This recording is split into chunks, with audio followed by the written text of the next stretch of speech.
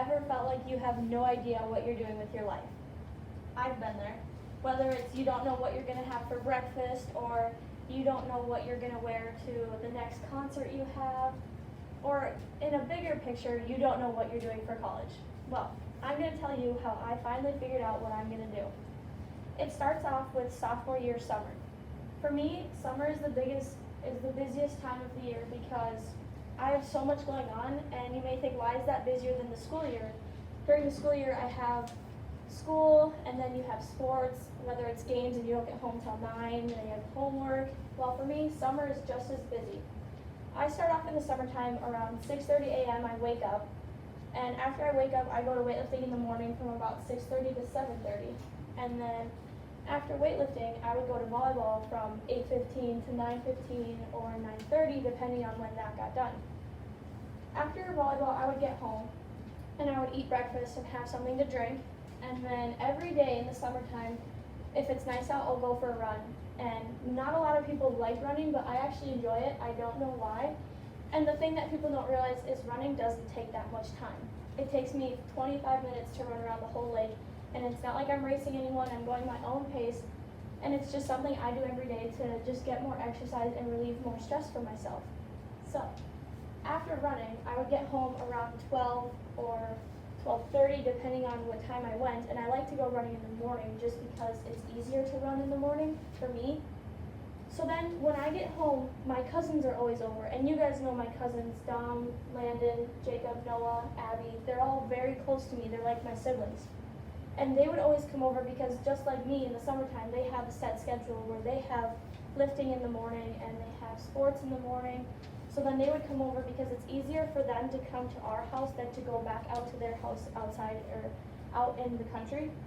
So then we would always go swimming from like 1 to 5, or if we didn't want to go swimming, we would go kayaking. And I've already told you guys about our kayaking adventures on the Crow River.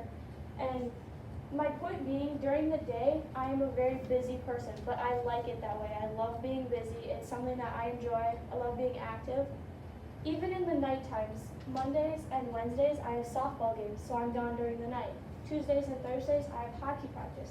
And the difference with that is it's in Mound, so if we have a practice at 7, I would have to leave at like 5, and I wouldn't be home till about 10 or 9:30. Like, it takes up my whole night, but I love it. I love being gone. I love having something to do during the day.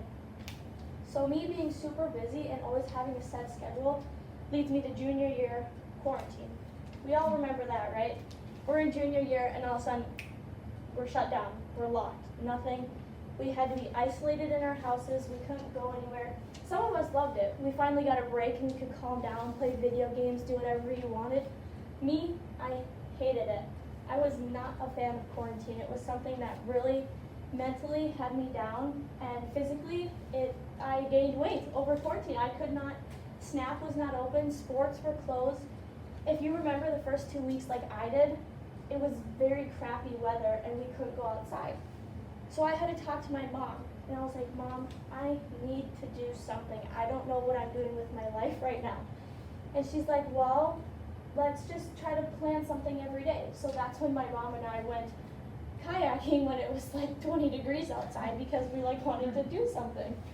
And so my mom trying to help me, I had Rachel with me too, which helped a lot because then I had somebody to do stuff with, but you can only do stuff every day for the same amount of time until it got extremely boring. So my mom said, well, you should probably get a job. And I said, I don't want a job. I'm 17. I don't need a job yet. She's like, you should have had a job last year, but I let you skip it because of sports. Because the difference with me and Rachel is that Rachel, she has been working since she was 15, but she doesn't have a winter sport. So she worked all winter, whereas me, I was at hockey. I lived at the arena. That's how it goes in the winter time. So my mom said that we should look for a job, and I said, okay. So I looked on Indeed. You guys might have heard of that. That's where a lot of people find their jobs nowadays. And I saw a cook and a dining assistant at Ecumen, and I love cooking. It's something that I'm very passionate about. So I applied there. And that being happening, I said, well, I need something else. I need more. Like, how am I supposed to get to my job? So that weekend I go to my dad's house, and we're at our grandparents', and my grandma has a new car sitting next to her old car. So I said, Grandma, what are you doing with your old car? She said, I don't want it, get rid of it, it's an eyesore. I'm like, well, I'll take it. She's like, you can have it for free. So I had a job and a car all in 1 week. My mom then told me that I should tour St. Cloud and try to go there because that's where she went to college, and I said, okay. So in the span of 1 month, I had a new job, a new car. I got accepted into St. Cloud, which was for me my dream college. And for me, I really feel like that was a time in my life when I was at my best, when so much stress was off my shoulders and off my chest for having my college, having a job, just really feeling that my life was coming together after it had just been broken down by quarantine. So for me, that was the time when I was at my best. Thank you for listening to my speech.